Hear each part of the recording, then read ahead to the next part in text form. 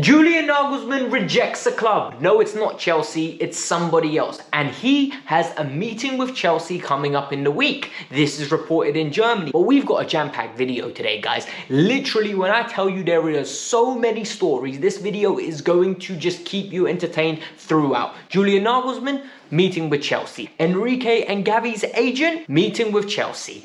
Joao Felix, we've got his intentions. Atletico Madrid have put their demands out and it is open and public what they want for him, and he's Chelsea's. Nkunku, plans about what we're going to do with his future come out. Enzo Fernandez signs a deal till 2032. 2032. I am exposing why this is done. A lot of people don't understand it. N'Golo Kante's contract terms are being publicly told to everybody and anybody that wants to listen. It's actually a FIFA thing. And finally, Levi Colwill. Levi Colwill could be leaving the club, according to multiple sources. I don't believe it. I'll tell you why. We all should calm down. We all should relax. And what I think is going to happen based on what we have seen throughout the years and what is actually going on. Stay tuned. You're going to enjoy today's video. Welcome to the Kavkas View. As you saw in the intro, we have got a jam-packed video, so I'm not going to waste your time. Admin needs to go super quickly. Hit the like button now because you made it this far. It means you're enjoying the content. Number 2, subscribe to the channel because we're trying to hit 50,000 by the end of the year. And number 3, go and follow me on Instagram. I've got a great community over there. People reach out, ask me football related questions, and I respond, and we build a good relationship where you can ask me questions and I respond. Most content creators don't do that. Now let's move on. All right, quick wrap up. What is going on with Julian Nagelsmann? Look, Chelsea do not want Frank Lampard as their long-term manager. More and more reports are coming out that this is basically a short-term fix. Chelsea never had the intention of even considering Frank Lampard as a manager. We need to get that out. I want that in writing, set in stone.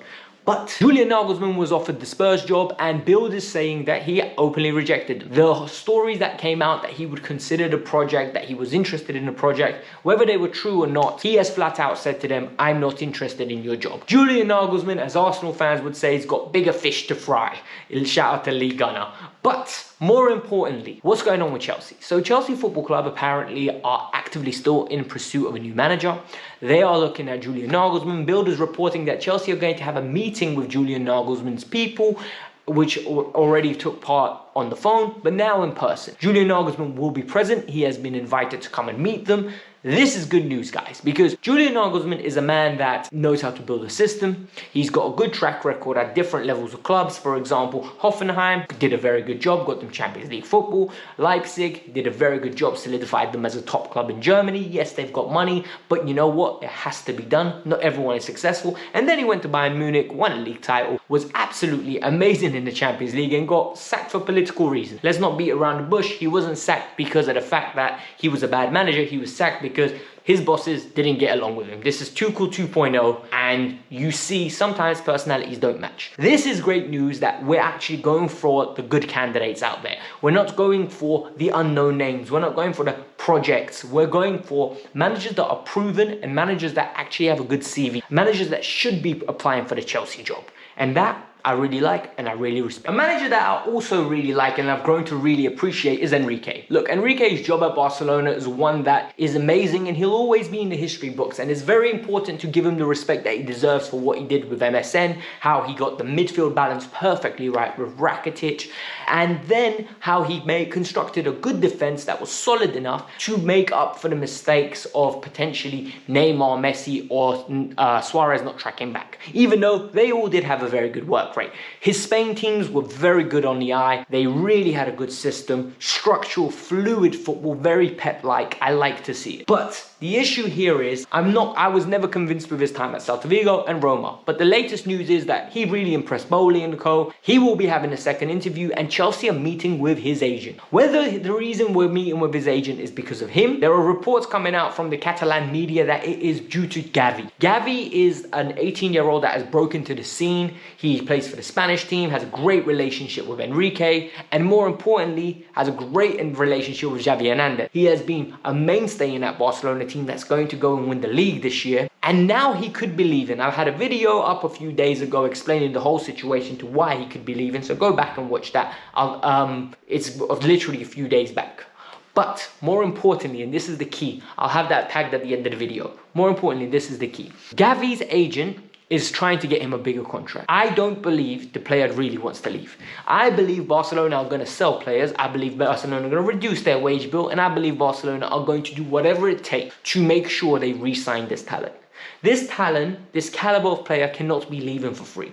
Yes, the reports in the Catalan press are saying Chelsea are going to make him the highest paid player in the Premier League, arguably. I don't buy it. It's something that I call nonsense. This is clickbait. This is what we want to hear when Chelsea are a big name. The Catalan media are like, oh, Gavi's going to be leaving. Let's create some turmoil so that Barcelona get their act together. This could be fed through by his people. Genuinely, I wouldn't be. So when it comes to Joao Felix has been a really, really volatile person since he's joined Chelsea. Not because he's a bad player, not because his performances are up and down, but because the fan base has really got him in between their teeth. They're literally sick and tired of him not finishing his chances, and now they're using every little stick to beat him with. But Joao Felix wants to stay at the club. This is reported by Fabrizio Romano. Chelsea want him to stay at the club. This is reported by Fabrizio Romano. So now Marca's coming out. Marca is a newspaper in Madrid that is known to be an insider with Real Madrid and Atletico Madrid. They get a lot of leaks, they get a lot of information, and they are very much sending the information the clubs want to hear. So if something comes from Marca, 9 out of 10 times it's fed through them by either one of the clubs and their representatives telling them what they want to hear. In this case, Marca are coming out with this. Marca want that Atletico Madrid are not going to accept a fee lower than 100 million euros. A loan could potentially be on the cards with an obligation or an option at the end of the year. And they are going to try to re-engineer the relationship between Simeone and Felix. So let me give you my opinion on all of this, because I think this is where people are just jumping to conclusions. Well, I don't want to buy him. He's an £85 million signing. Guys, Atletico can ask for one thing. Chelsea could ask for 50 million. Either one can't happen if the other party doesn't agree to it. Chelsea are not going to be paying 100 million euros for Joao Felix. If Chelsea pay anything, it'll be like 70 million pounds, which is around about 85 million euros, right? They are not going to go and break the bank for a player that's not consistently staying, producing goals and assists. They are not going to do it, especially when Atletico's stance is so weak right now. He doesn't get along with their manager. He's blocked them apparently on Twitter, the fan pages. That was publicly notified. And more importantly, the player doesn't want to live in Madrid anymore. He wants to move on. He doesn't want to be there. So I think we all should calm down. I think we all should try to let this one ride out. I think there's going to be a lot of news that comes out with as time goes on. And in this case, we just need to be patient with it. I think a massive reason to why people are really panicking about Felix joining the club is due to Christopher Nkunku. Christopher Nkunku deal to Chelsea is already done, right? According to Fabrizio Romano, it's just literally a matter of time until it's announced. They want to make this a massive summer signing. He wants to be the poster boy, him, Malo Gusto, and this will be something that the club are really keen on doing. Look guys, since we've got Todd and co into the club, it's been very evident. We're very social media heavy. We're very build the brand, build the image, click, generate all the analytics to make sure that you're informed of how big the brand is getting. So they're going to milk every signing we make is a big deal. Every signing we make, there's an interview, there's a whole commotion about it, there's pictures released for 3 days straight, literally cameras following them around. They're treated like superstars. Fabrizio Romano is saying Chelsea view Nkunku as number 10. They view him as a second striker. They still, he needs somebody up top. And this is where I'm going to say something and a lot of you are not going to like it. A lot of you are going to get very frustrated with it. And the reality is, and don't get frustrated, hear me out. I think this is what's going to happen. I think we're going to get Nagelsmann. I think we're going to get Ruben Amorim, one of those two, one of the profile managers. And I think Havertz is going to be our number 9. I think Havertz is going to be the target man. And I think we're going to have Nkunku and Felix either side of him. And we'll go from there. I think Mudryk and Noni Madueke made massive mistakes joining this club at the time that they did. I don't think they are going to be viewed as prized possessions the way everyone thinks they're going to be. I genuinely think the club rate Havertz. There's negotiations to give him a new deal, and he's going to sign a new deal because he wants to stay at the club. He loves London apparently. Felix will be joining on a permanent or on a loan. Nkunku, and all of a sudden we've got a potent front three of a creator in the sense that you've got where he's the link-up merchant in Kai Havertz who will chip in with goals. You've got the shooter in Nkunku, and you've got the dribbler and the individual brilliance of Joao Felix. For me personally, that sounds good if there's a right system. We scored 76 goals under Thomas Tuchel, and 46 of them came from a fluid front three. So we need to be honest and realistic that yes, a number 9 would be nice, but I don't think it's the only way to score goals. So if we don't get a Victor Osimhen, don't start moaning. Sometimes you can get the goals from the wide positions. You can get the shooter from the wide positions. And hopefully Nkunku can be that. There have been some new deals that are being announced and some new deals that are being negotiated behind closed doors at Chelsea, and some of them are public now. So the deal that's become really public and really shocked a lot of people yesterday was Enzo Fernandez has extended his deal from 2031 to 2032 now. Chelsea had an option, they've extended it, so it means this deal that was 8 years is now 9 years, I think, if I'm not mistaken. This player has been phenomenal since he's joined the club. He's really standing out. His passing range, his ability on the ball to receive it in tight areas, his ability to look forward at first instinct is something we should be cherishing. We shouldn't be trying to get it out of his game. We should be rewarding him. We should be happy that we've got a player of that caliber at the club. This is a good news. I think this is purely due to FFP. I think they're literally going to try to amortize this deal. The fee was such a big boy deal that they're going to try and make sure that it's spread out properly, in the sense that if it's 100 million, it's divided by 9 instead of divided by the 8 that he originally signed, so that they can spread his wages and try to take the burden off of how much money they spent initially. The second deal that we need to talk about is N'Golo Kante. So N'Golo Kante has recently been in negotiations with Chelsea. We know that NG will be a free agent come, I think it's next summer or either this summer, if I'm not mistaken. And he wants to stay in London. His family's happy here, he's happy here. And what's going on is that N'Golo wants a certain wage. N'Golo is willing to take a pay cut apparently, but at the same time, he doesn't want to be disrespected with what he signs. Guys, this is his last contract. It makes sense. Chelsea are offering him a 2 years plus 1. Players happy with the length. So that is perfect. The issue starts with the money.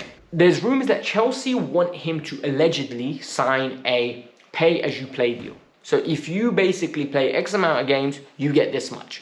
This might be the best way for N'Golo Kante to get an abnormal amount of money. For example, we can sign a 250k deal, and this will mean if he stays fit, he's getting crazy money. But at the same time, guys, Kante's body is not the same body it used to. Kante staying fit is a big thing, right? Kante's literally played under 4 managers this year. It's wild. He's played under Salter, Graham Potter, Tuchel, and Lampard in 1 season. That just shows how long he's been injured for. And for me, I think it's very important that we appreciate that N'Golo Kante most probably will negotiate a deal. I think this deal will get done, but we just need to be patient with it, and we need to understand we need to get what's best for both parties. Chelsea Football Club in terms of the financials, and N'Golo Kante in terms of the financials and the quality of life that he desires. Now to the big news. The news that has got Chelsea Twitter melting, right?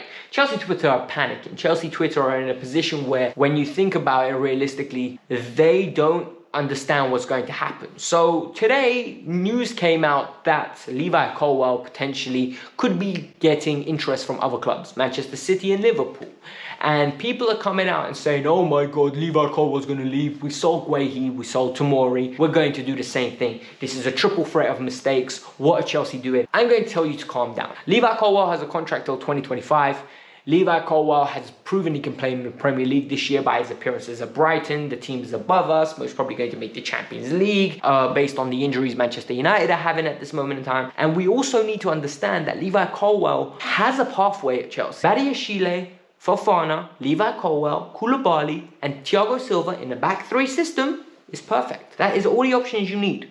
I believe even if he stays, Cucurella will make a mistake and he will get forced out of the team. It's about Colwill backing himself, staying instead of going on loan looking for guaranteed football. Staying, fighting, because one thing we know, Koulibaly, Thiago Silva and Cucurella will be out of the team for one reason or another. Thiago due to age, Koulibaly, due to form, that's what we've seen so far at the club. He's not been consistent. And Cucurella, just quality. He's not a left centre-back. I'm sorry. I don't care what anyone says. He's very aggressive. He tries to win every ball first time. He doesn't realise the gaps in spaces he leaves.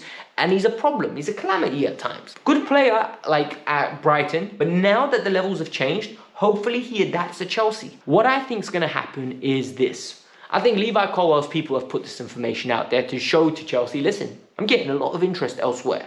So if I don't get regular football, I will be moving on. And then Chelsea will now retract with, okay, we're going to give you X amount of a year's deal. This is the money you're going to be on an incentive-based bonus. 7 years deal, 8 years deal. You're going to become a prime possession. You're going to be playing regularly for Chelsea Football Club. On top of that, I think Levi Colwill is going to sign the deal, come back to Chelsea next year, happy day. We need to stop overreacting every time a youth prospect's linked out of the club. The reality is we're going to sell a lot of young players this summer. We're going to sell a ton of. Mount most probably is going to go. Gallagher's most probably going to go. Trevor Chalobah's most probably going to go. Armando Broja most probably is going to go. We need to be realistic with who we're going to retain and who we're not going to retain. Not all of them can play. So be realistic, be calm, and I hope you all enjoyed the video. Hit the like button, subscribe to the channel, follow me on the gram like you already know. Peace out, I'm out, bye, see you tomorrow.